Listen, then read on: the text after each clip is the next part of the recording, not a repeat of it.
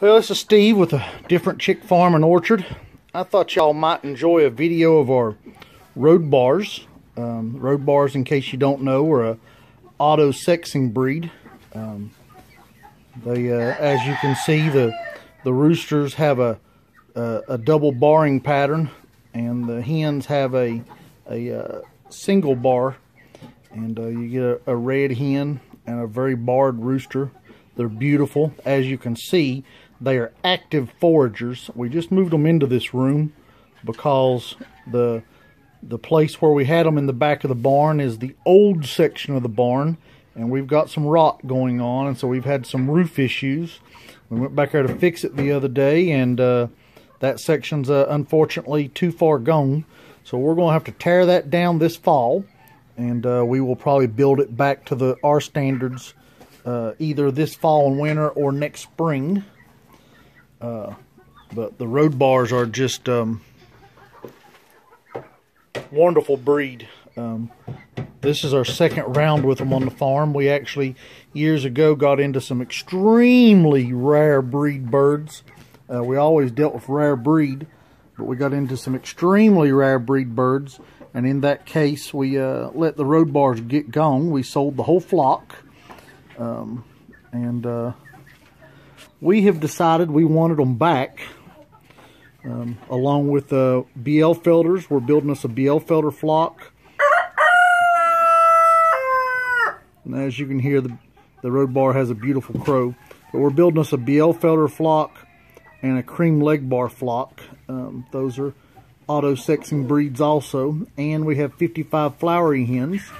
We're building we've got a flock, I won't say building, of the 55 flowery hens. And if you don't know what auto-sexing is means that the chick when it's born, there's a difference in the cockerel and the pullet. So you can tell the difference when they hatch. There's a different way that works between the different breeds. One breed is one way and another breed is another way. It's the way, but the 55 flowery hen is one of the easiest ones to see because the cockerels come out white, almost solid white. So it makes it a real easy to distinguish. You see that hen right there is taking a dust bath. She's enjoying this new dry digs that we've got her moved into. Where she was at had got kind of wet in the storm the other day and hadn't dried out, so that's why we had to get them out of there. Chickens don't do well living in water. They're very hardy animals. They're very tough, but living in continual wet conditions is not a good thing. When they live in the continually wet conditions, they end up getting worms, and just their health falls off, and you have continual problems. And if you don't address it, you start losing birds. But they'll use the dust bath to kick up in them to get rid of stuff like the mites and so forth that'll burrow up under their feathers. And we just cleaned this room up. We had some juveniles in here, some teenagers, so to speak, of multiple breeds. And we have separated them off. We've took a couple of them, probably about 4 of them, to breed. So they went into breeder flocks. And so that, you know, they're not quite a breeding age yet, but where I moved them to, they'll be safe. They got plenty of room to move around and gets them outside.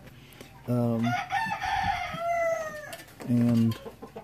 then a few of them have made it to the meat bird flock.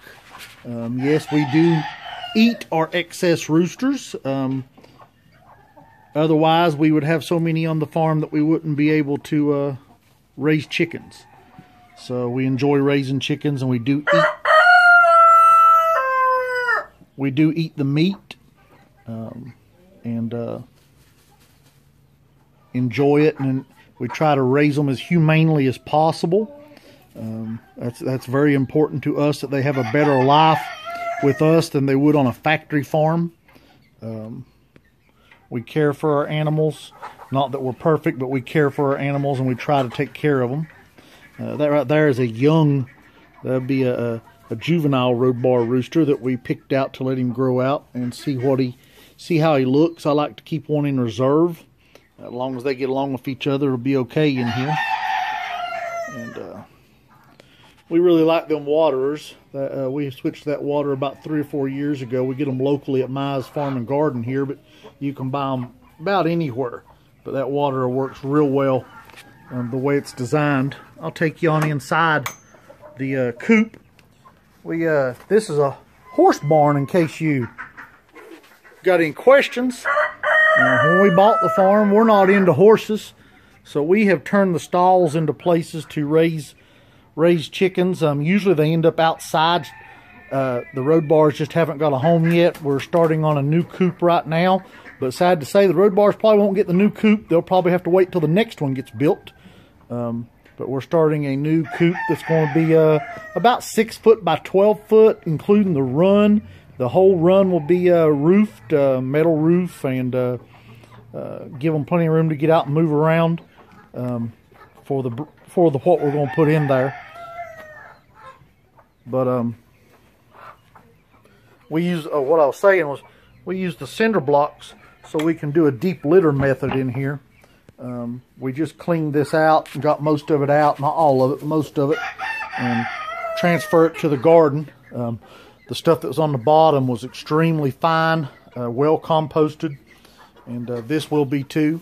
We'll continue to add bedding to this probably up until winter, and then about winter time we will have to clean this out and start over again. We don't quite do a foot, we do a little over 8 inches of deep litter, and so that's just the way we do it. This wall here, excuse the dust, but this wall I put up a few years ago to divide this horse stall, because it was a large horse stall, so we could get a couple of breeds in here, and it's worked out quite well. In the barn, we have went to these. I built these on site. This is a tube feeder, and made out of 4-inch Schedule 40 PVC. The top lifts off, and the feed goes right in there. This is a little over half full. We try to make it to where whatever is in here will feed them for a week, 5 to 7 days. They may end up having to have a second feeder. Rhodebars don't eat as much as some breeds, but they may end up having to have a second feeder. The bottom down there, as you can see, that is a PVC Y, and then it's got a clean out plug on the bottom of that. They are not super cheap to build, but they're super easy to build. I assemble the bottom part. I don't use glue. Some people do. I use a sheet metal screw. We pick them up at Lowe's. We use they're for putting lath on, metal lath for stonework, and so we use that screw. It's a self-tapping, and that holds it together. And if I ever need to take it apart, I can. But it works very well. Minimizes the mess. Every now and then you get a breed that makes a disaster out of it, but most of them do real well. And like I said, it's cheaper to buy a little feeder, but what you'll find out is, while this costs about twice as much to build as a feeder does to buy, this will last you 10 times as long. This one probably is 6 years old. And those plastic feeders, and even the metal galvanized ones, eventually the springs break and stuff on them. But that probably going to last 10, 15, 20 more years. I'll probably never have to replace it. So, you know, it's something to think about. Nesting boxes. We gotta get some hay for them this weekend. We was out of hay. Went up there just now in the loft. These 5-gallon buckets work quite well. They've got a ramp to climb up.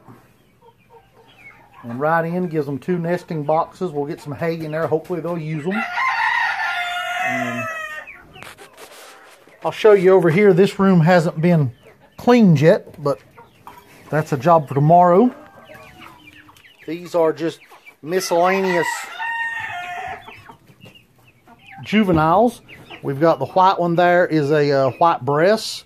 There's some young Rhodebars back there. The little tan looking one almost in the corner, that's a gold Frisian gull.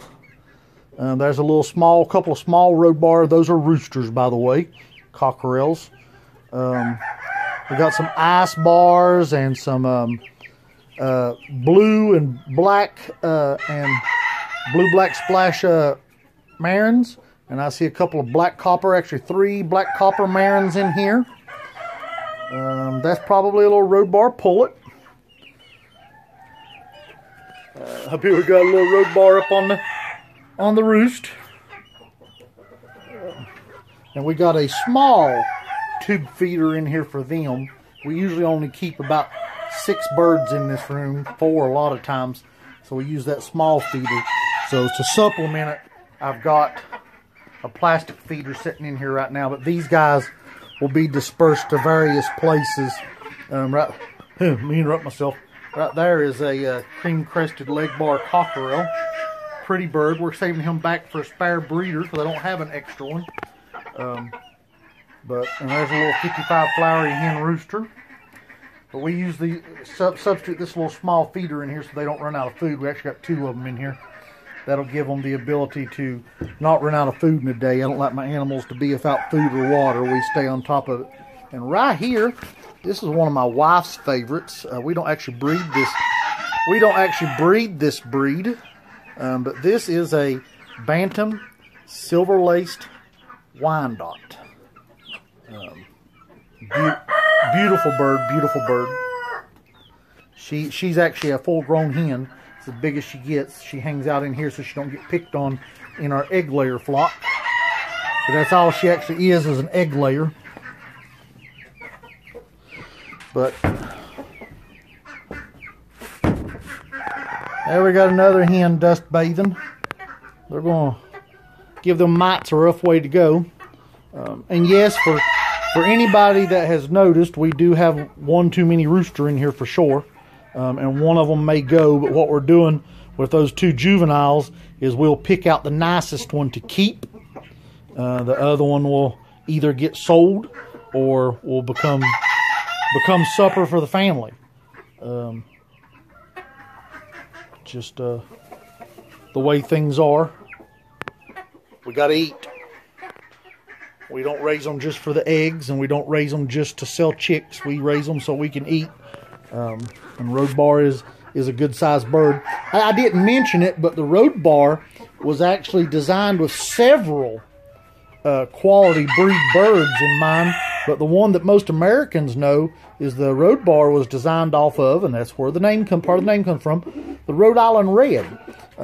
Looking for to make an auto-sexing version of the Rhode Island Red. The Rhode Island Red at the time was considered, and still is, was considered one of the best farmyard homestead birds out there. And so they wanted an auto-sexing version of that so they could tell the roosters and the pullets quick and easy. And you might want to know why. Well, a lot of people only wanted hens. And the same thing we deal with now. A lot of people in the city, and we're in the city that we're grandfathered in. This has been a farm for years. But a lot of people can not only have pullets. So they can't have nothing but a hen or a pullet. So they don't want roosters. And it's a big problem for them. So with the auto-sexing breeds, I can sell them what they want and take care of them. And well, I hope you've enjoyed it. The barn didn't have a lot of electric, so we had electric added. Marty's Electric did our work for us. We've got electrical outlets in every room. We got lights. It works out real well. We're able to use these stalls to raise our juveniles in the winter. We actually stop hatching like right now during the summer, and we will raise birds all winter long so that we have fresh egg layers in the spring, and so we got birds to sell to people. Usually it's to replenish our stock. With the COVID-19 situation going on, we actually trying to help people out. We sold birds this year that we intended to build our flocks up. But everybody wanted chickens because they thought, and I agree, they thought that this was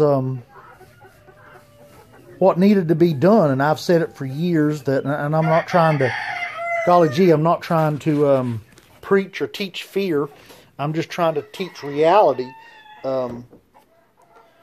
I've always felt like that our food chain was one feather from being a broken wagon. And I think this has shown us that it can collapse pretty easy. So having birds and having the ability to have eggs and chicken meat to feed your family, to me, is very important. I would raise cattle, but I have no experience of cattle, don't know nothing about them, and I don't really have the property to do it, so we won't. One day we will probably get into pigs, but for now we sustain with chickens, rabbits. That's what we do. We got ducks that give us duck eggs, and we used to raise geese. We still got a couple of them running around. We just don't raise them no more. They just guard geese is what we call them. But if you like this video, comment below. Ask any questions you got. I'll be glad to try to answer them. We are here to help you to be more self-sufficient, or just to enjoy what we do. We thoroughly enjoy what we do. This is a passion for us. It is enjoyable. It is wonderful. It's just, when we bought the farm, first thing I said when we was going to buy the farm, I said, we're going to buy the farm, I want chickens. And my wife, Tiffany, said, well, how many are you thinking? I said, 6, 8, maybe 10 or 12. She said, okay. Well, that's how we started. And then we have ended up from there to we're currently breeding and raising about 15 or 16 rare breed birds, and thoroughly enjoying it. It's a lot of work, hard work, to raise that many birds. A flock of this size, 6, 8, 9, 10, 12, maybe even 20 birds isn't that hard of work. But we're dealing with, on a daily basis, counting juveniles, we're dealing with 200 to 400 birds. And that is a lot of work. It keeps you going. Well, I hope you all have enjoyed this. If you got any questions, be sure to ask them. That's what we're here for. More than glad to answer anything you got. And again, I'm Steve with A Different Chick Farm and Orchard. You can check out our website. Give us a holler. Thank you and have a good day. God bless you.